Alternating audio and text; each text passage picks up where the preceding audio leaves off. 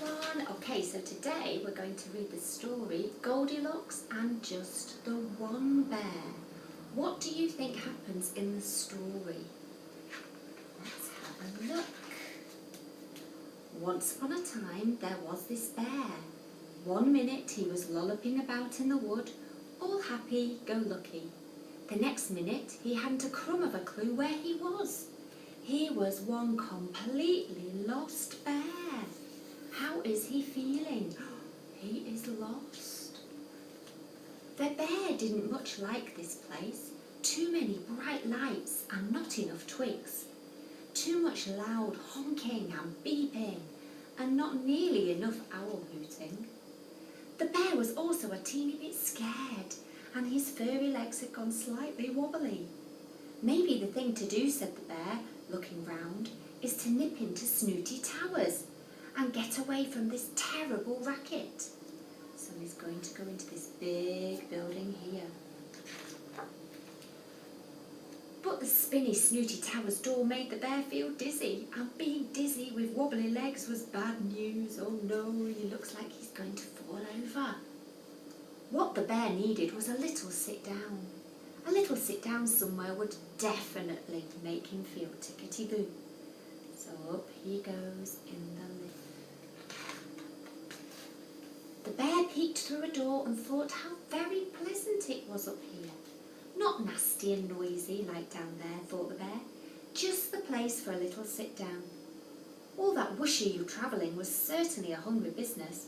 So before his little sit down, a spot of porridge seemed a good idea. This porridge is too soppy, said the bear. This porridge is too crunchy, said the bear. This porridge is a bit on the dry side, said the bear. But it's better than nothing. Now the bear was ready for his little sit down. Does this remind you of any other story you have read before about a bear?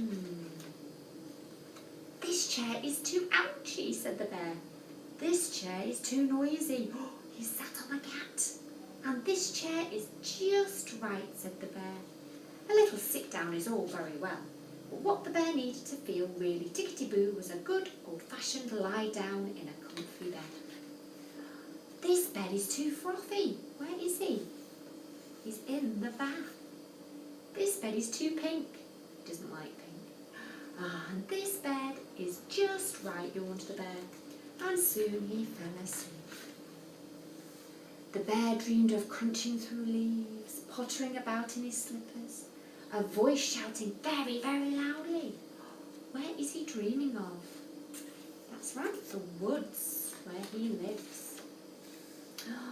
Who's come in? Who is this? Somebody has been eating from my fishbowl, said the daddy person. Somebody has been eating my dear little pumpkin's kitty nibbles, said the mummy person. And somebody has been eating my toast, said the little person, and they've eaten it all up.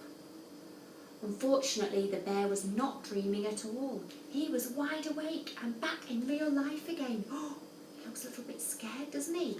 Who do you think this is? She reminds me of somebody. Somebody has squished my cactus. Somebody has upset my cat. And somebody has popped my beanbag. Somebody has been sleeping in my bath. Somebody has been sleeping in my bed. Shh, said the little person. Somebody is sleeping in my bed right now. The bear peeked from under the duvet to see a daddy person, a mummy person, and a little person standing right there. The bear thought that the mummy person looked ever so slightly familiar. He thought, I've seen her before. Eating breakfast, breaking chairs and sleeping in beds. Who is it? That's right, it's Goldilocks. Little bear, said the mummy person. Goldilocks, said the bear.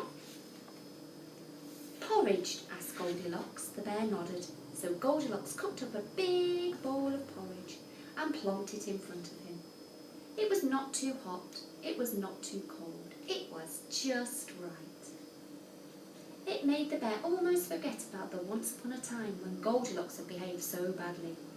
This little bear would never dream of doing anything like that. And although although it had been good to see Goldilocks living so happily ever after, the bear decided it was time to go back home to the woods. So instead of Goldilocks going to the bear's house, it was the bear this time going to Goldilocks' house. Hope you enjoyed it. Bye for now.